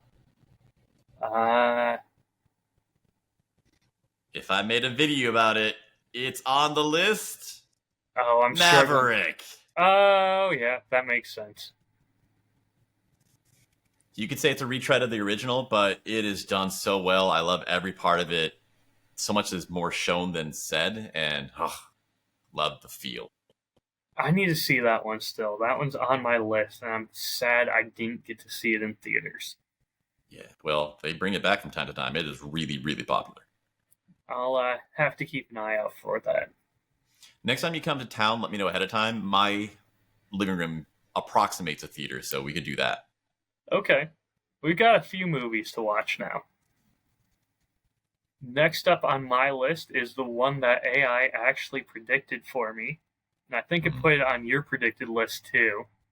No Country for Old Men. Oh, yeah. Have you seen this one? Yeah, no strong feelings either way on it. It feels like I must have missed something important. There's a lot of the movie where I could take it or leave it. It's well done, but the coin flip scene is seared into my head, and I will never forget it. Heads or tails? What do I have to lose? Everything. What do I have to gain? Everything. It's just very well done. That one scene, phrase. I have to put it on the list. Good, thank you. We're finding good material for us to look into in the future. Thor, Maverick, cheating again. It's a TV show. The live action of One Piece. I don't know what the crap this list is doing. It is probably the most visually striking thing I've ever seen. They went hardcore with wide angle lenses in many places, every place that you're not supposed to, and found a new way to do wide angle shots. That there's such a feeling of motion and fun, and it was great. The tone's great too. I love it. I saw behind the scenes of how they did one of the effects for it, where he pulls his cheek out just to comedic length. And what he did was he bit down on a rubber band and stretched it out. and they just went around that and made it look like it's cheap. Mm. And it's such an easy way of making it look like that rubbery texture because it's actual rubber and being stretched out. Mm-hmm. The character is moving properly with it. Visually focused, but the writing is way better than I expected it would be. Good choice. All right, next up for me, Oh Brother, Where Art Thou? Oh, yeah, Ryan. Yes. It's Homer's Odyssey, but in the South. How could I not? I should rewatch this with an adult brain. I don't think I caught half what was going on in the movie when I saw it. There's so many jokes that I still reference all the time. Bonafide is such an easy one that I make with my family all the time. And then my dad and I will constantly joke about, well, ain't this a geographical oddity? 2 miles from everywhere. But there's so many good lines, and the fact that it is retelling Homer's Odyssey, if you don't know to look for it, you might miss it. But you've got the Oracle at the beginning, you've got the one-eyed giant. There's so many things that just line up, and somehow it works. Yeah. Cool. Yeah, thank you. Next for me, Pirates of the Caribbean. You're skipping down my list a little bit. That's on mine as well. I hoped it would be. How could it not? It was, it's fun, but it's not just throwaway fun. I think the ambiance and the music, it just felt like I'm in something real and exotic, but kind of magical. Oh yeah, just good vibes. It could be a tone movie. Yeah, that's great choice. All right, next up for me, Ocean's 11. I love a heist I like a heist movie. And, so of all the oceans, this is the favorite one? Yeah, that's the favorite. 13 is very good as well. I felt like 12 was the weakest of the two, or of the three. But 11 is one where I can throw on anytime and I'll be happy. Yeah, nice. We could probably do a writer breakdown on that movie sometime. Back into the deep end, Robot and Frank. Not familiar with it. Yeah, art movie. We talked about it a couple times. It has big names in it, but it was a small independent movie. It's about in the future. This guy's getting senile. The family robots are a thing now, and they hire a robot guardian to take care of him as he's like going through Alzheimer's.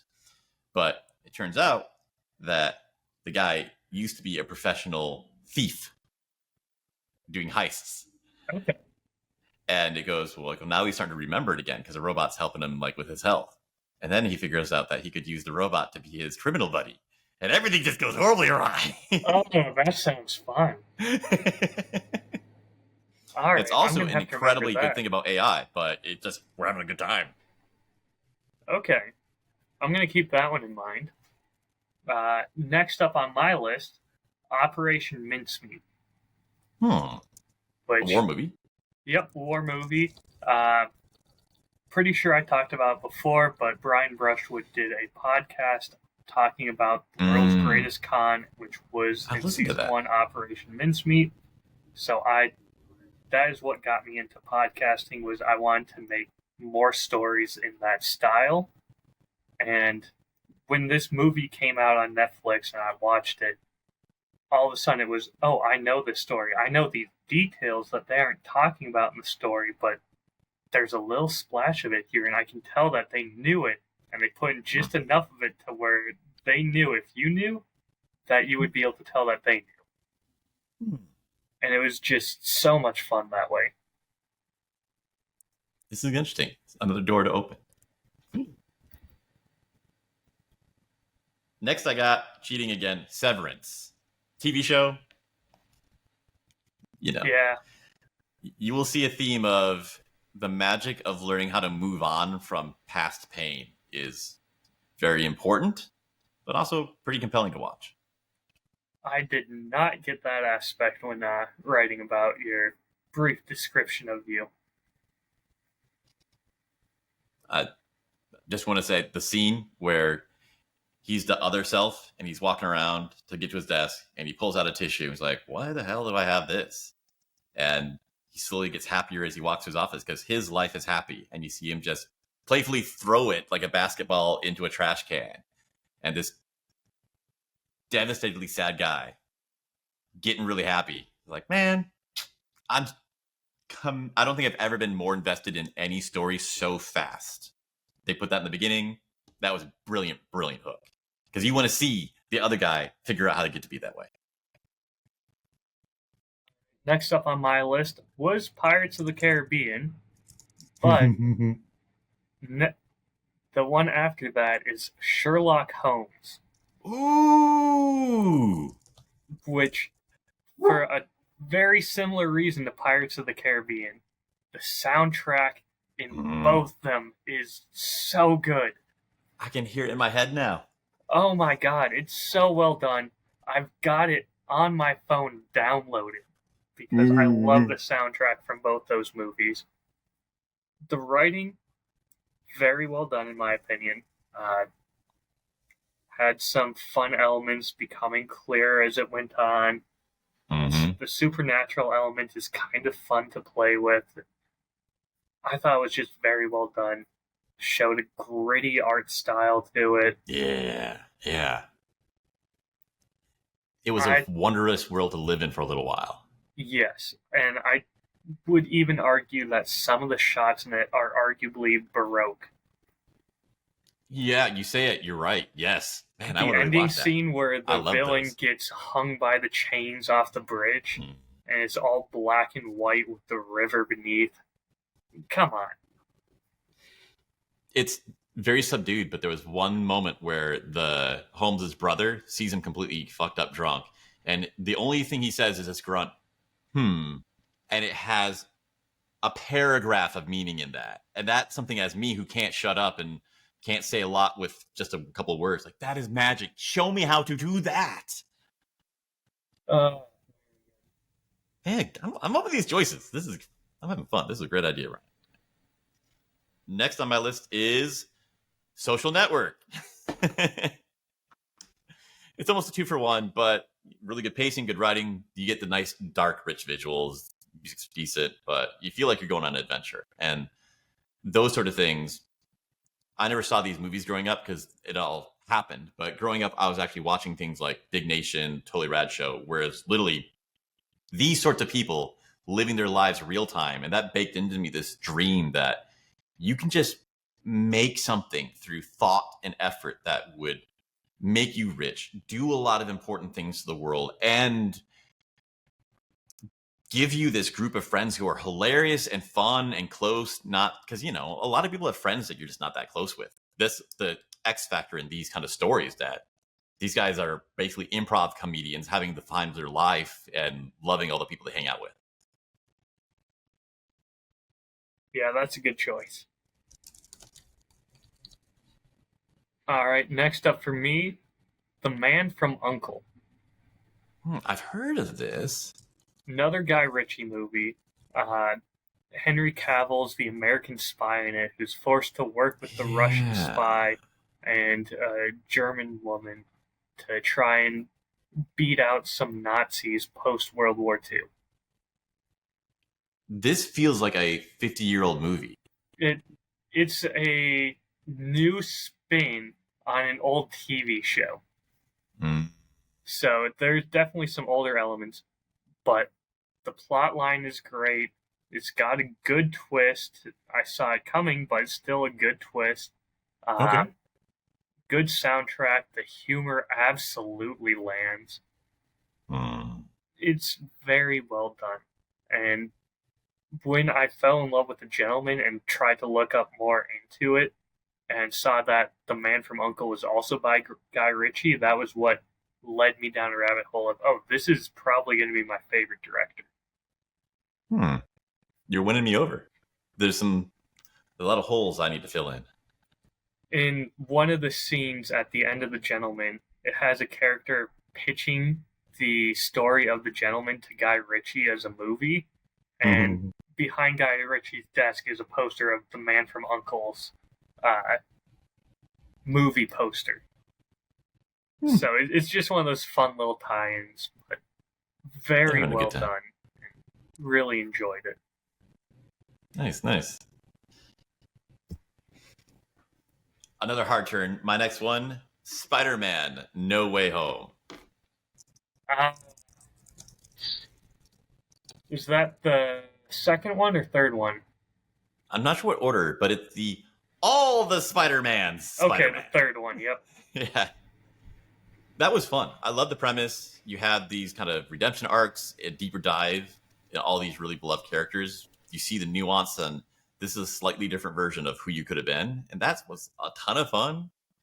When they went into the more nuanced redemption arcs of the villains, it's not, we have to save everybody, or this is our second time to destroy them. They actually get into a real humanist style of, it's going to be a mix. Maybe we have to annihilate some of these. Maybe we can only partially do something with them. Let's see what they are, see what we can do, and do our best. It's also one of those few movies where people would be like, yeah, we'd love this, but it's just not possible. There's no way they could bring back these old movies. And they did it.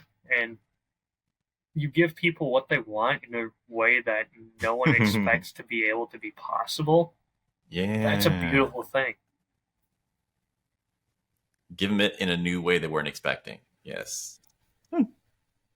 If you had told anyone, yeah, there's going to be a Spider-Man movie, and it's going to pull back to the two old Spider-Mans and tie them in, people would say, you're nuts. There's no way they can. There's no way story-wise to make that work. There's no way to be able to get all the old actors back in. There's just, it costs too much. There's no way to do it. Oh man, I didn't even think about that. Behind the scenes must have been intense. And then trying to keep it quiet to where no one heard about it until it was out. Bravo to them. That is absolutely deserving a spot on the list. You're spot on there. There's been some really good analysis that take the three Spider-Mans and bring that to life lessons of where you are in your life, where one is knows what he's doing, confident, just does everything.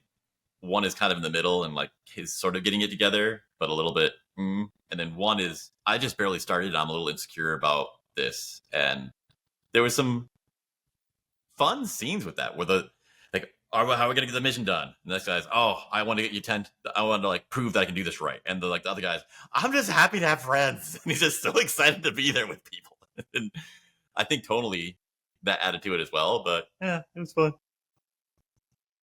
It's also great in that it somehow gives you character development on characters we haven't seen in how long. I mean, it showed one of the Spider-Men how he was trying to deal with loss and how he didn't think he was good enough and it was his fault. And we got to see that character growth as he's learning to fight against that and believe in himself again. It sounds so hard, but no other movie seemed to be. Everyone's tried this in Marvel again, and they never seem to pull it off. I don't think they'll ever be able to. I don't think there was another hero that had a line of movies as adored as Spider-Man was to be able to do that. What do you got next? Oh, you know it has to be on the list. V for Vendetta. Yeah, I was wondering. You know how soon we'd reach it. Yeah. I still want to do a live stream watch together of that. That would be fun. England's getting real excited about V for Vendetta lately. It's a good movie. Maybe a little too applicable at times, but it's a good movie. Mm-hmm. Mm-hmm. Okay, maybe we'll see that for its own special. Yeah, next one, older I me. don't feel any need to get too in depth on it. I've spoken enough on it on this show. Next one for me is Tron Legacy. This Yeah. means a lot to me. I heard a podcaster saying, I love Tron and I love Star Wars and I love Star Trek, and Tron's just, it's got this something extra, and I don't know why. And I do know why. The other are fun and sci-fi. Tron is about what is God and what am I? And that gives it this huge weight and grandiosity to it. Tron Legacy, it's about wanting to know your father. And just like the character, my dad passed away when I was a kid, and I never got to know him, but there's this kind of image of who he is that I'm still trying to learn more about, and I see it in myself. And they play that in the movie so well that it's there without having to show it. I think if it's not something you had that experience, you would probably not see it and still have a good time for other reasons. But just first act, when he's standing on top of the building, just leans out and just says, "Hey, how are you doing?" Knowing that he's probably not there, but just hoping that some version of him can hear him or be out there. Like, I know that feeling so bad, and they nailed it so well. I have not ever viewed it through that emotional lens, and I'm going to have to go back and rewatch that at some point.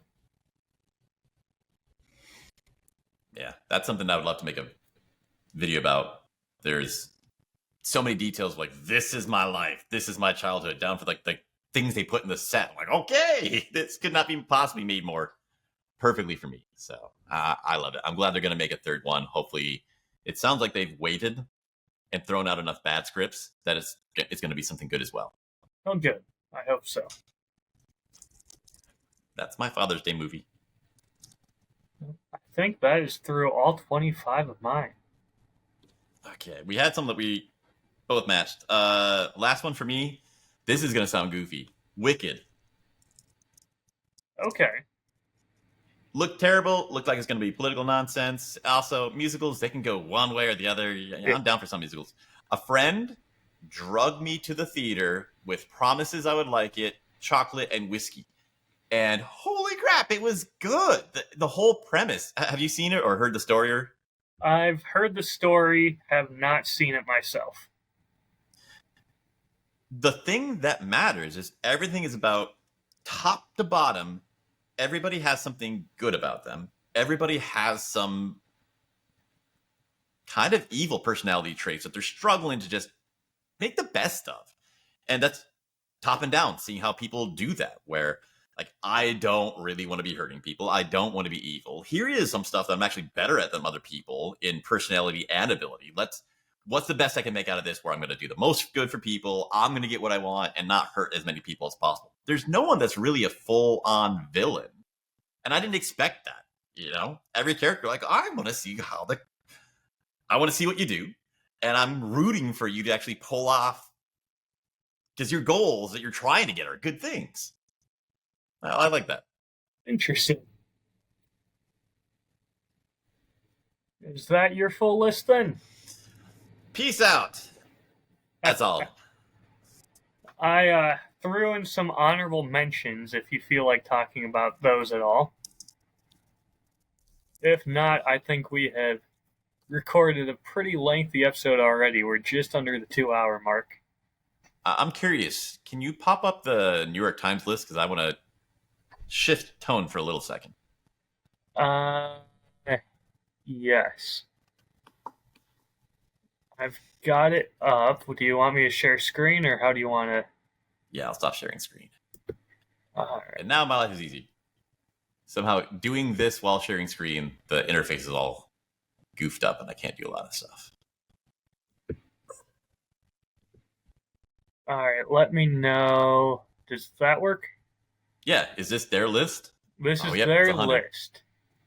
So what were some of the ones that felt like it was in there without really being based on its quality? There's a few on here that I could absolutely see where they're coming from, like Mad Max Fury Road. Yeah, I could see Yeah. that being great. American Sniper, sure. A lot of these Hmm. are ones I had never heard of.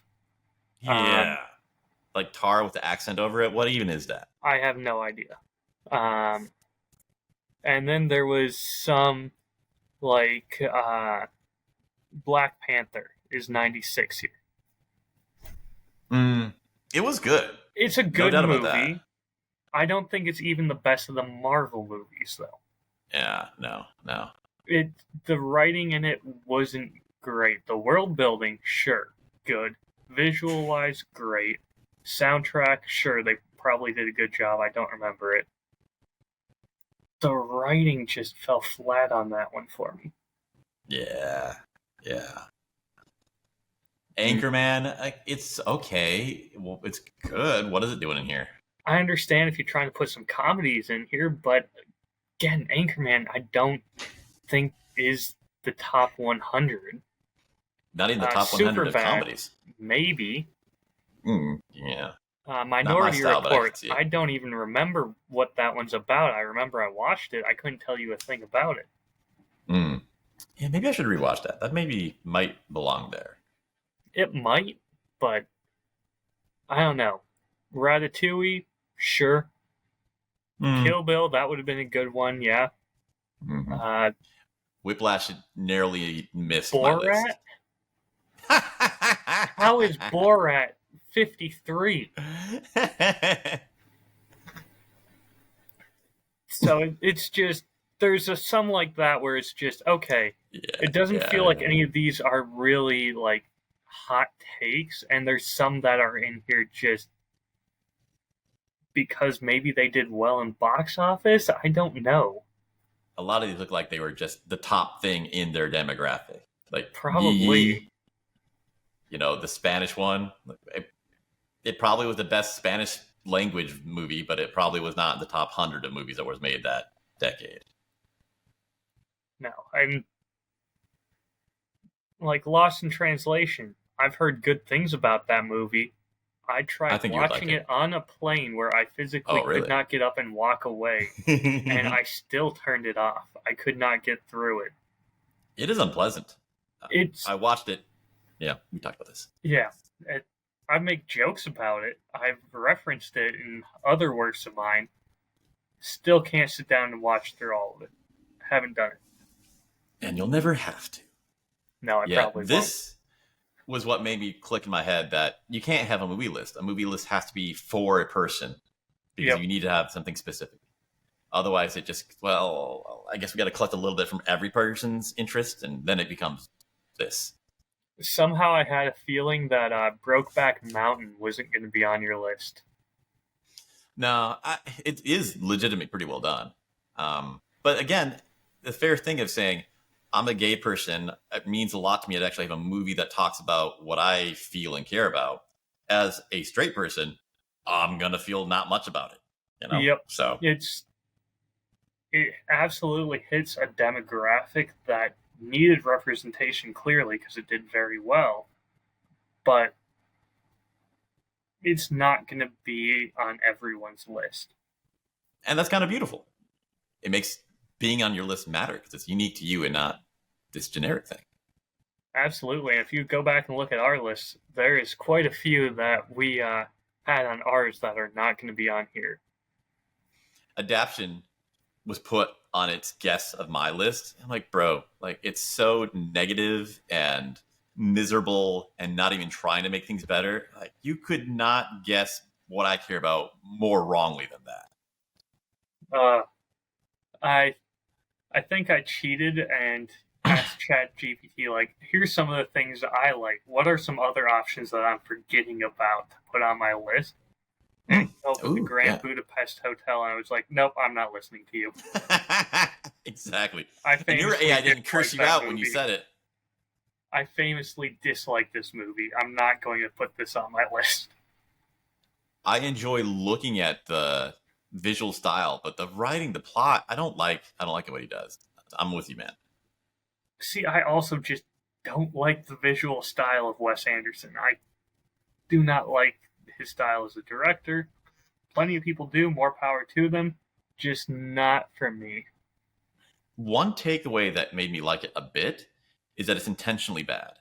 That it's supposed to make you feel everybody repressing their emotions and giving a fake, perfect, photographic impression of themselves to everybody.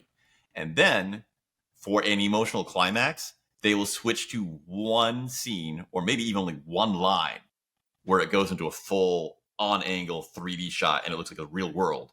And that's where the person actually says what they truly feel for the first time. That makes sense to me. Don't know if I'd have the patience for 2 hours. That just makes, to me, that sounds like, do you remember when we talked about that horrible monkey movie where they made the British rock star instead of a person? Oh, yeah. Where, okay, I like the explanation of seeing a monkey do drugs makes a person feel worse than actually watching another person do drugs. Yeah. But you overcommitted. It doesn't work. So let's hear your bonus. I'm enjoying this. Let's hear what you put together. You put to the work? All right. For my honorable mentions, these are things that I had on the list, but ended up dropping them off of the list because other things took their place. So, in no particular order, I have Monument Men. Yeah, another war movie. It's well done, good story. Django Unchained. Yeah, that was fun and definitely well made. Hitchhiker's Guide to the Galaxy. Important. That one ended up getting replaced by Dune. Fitting trade. For a sci-fi movie, I think Dune is probably better now. Inglourious Bastards. Yeah, that's you. That I'm still thinking that one should probably be on the list somewhere. Funny enough, that one kicked Fury off the list. Mm-hmm. Bourne Identity. Those are fun, yeah. And then Deadpool and Wolverine. I was glad that movie got made. I enjoyed that a whole lot. And I could tell they were having a good time. That is one of the best modern superhero movies. I will stand behind that. The ones I kicked off, Die Hard, that hurt. A lot of good character development real fast. Rush Hour. Fun. Classic. Star Trek 4. There was no villain. Hard. The plot is environmentalism. Done warm and encouragingly and not beating you over the head with like I used to be an environmental scientist. Like, we can do this without doing it bad like we're doing it. And they did it well. Also a real love project by Leonard Nimoy. Disney's Zombies, a piece of trash musical they made that I like a whole lot. It's just all like real problems to deal with, but everyone's like positive and happy, and all the insane anger, politics, and protesting is replaced with, they directly call out like, maybe we should enjoy having one thing better than we did yesterday, and our kids having one thing better than that, because we're actually having a good time already. So let's not kill each other. You're like, this is nice. I like it. It's a Wonderful Life. Never thought I would like it. Saw it. Every single scene turns into drinking. Every single scene. It is hilarious. They never call it out, but it is funny. The angel shows up, and the guy's, I'm gonna die. I'm killing myself. God is real? There's an angel? Every single thing. We get a drink. We're going to the bar. Like, what do you do when the angel first shows up? I gotta take him to a bar. Let's start doing shots. Okay, I can get behind that. Good Will Hunting, for several obvious reasons. Yeah. Robin Hood, Prince of Thieves. The tone, the vibe, something's missing in it, but it's just so happy to be part of that for a while. Please tell me you have at least one Mel Brooks movie on your honorable mentions. I don't think so, but the next one has a Jew in it. Robin Hood, Men in Tights. So good. I wanted to try and come up with something that would fit in that same vein, and I couldn't do it. My next one is Charlie and the Chocolate Factory. The oh god, well, I can't think of his name. The Gene original, Wilder. yes, the Gene Wilder. I love both of them. Take Okay, either one. I would also recommend Gene Wilder's autobiography, something like "Tell Me with a Kiss." It's it's interesting, but it's also one of the most educational books about like how to live, like things you might be like screwing up in life that you could do better. Dude had a hard life, turned everything into something better than it came in, and ended up learning to just love people without having restrictions on them. It's a really good book. interesting. And the final one, The Sixth Sense. Yeah, those are some good movies. Excuse me, good stuff. Yeah, so that's all of them. I'm just gonna say I've really enjoyed putting this list together. I'm gonna compile it, put it in the show notes. But there's a lot of things I'm looking forward to actively watching instead of randomly picking, because there's been things that built my taste, but there's also been things that have taught me some things about myself, and I think I'm gonna get that out of the things that you're suggesting on this list. I'm very much looking forward to watching some of these as well. But for now, I am going to have to be going pretty soon. Mm. But I want to leave you with a question. What do you Mhm. think is going to be the first movie you decide to watch now? Off this list, that's a good question. I mean, it doesn't have to be off the list. You can absolutely just throw in a curveball and say, I'm not listening to anything you say, Ryan. Well, because of the time pressure, I'm probably going to see Fantastic Four because a lot of people are saying it's actually good, and I want to see how they tore it out of being garbage and made it something good. But the Okay. movie I'm looking forward to most would be I'm probably going to sit down with Davinci Code. Yeah, good movie.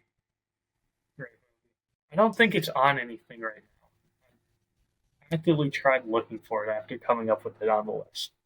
I will make something happen. Yeah. Short question for you then.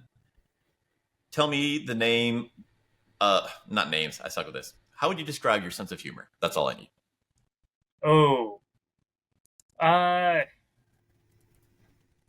I'd say it's a mixture of dry and quick wit. I Hmm.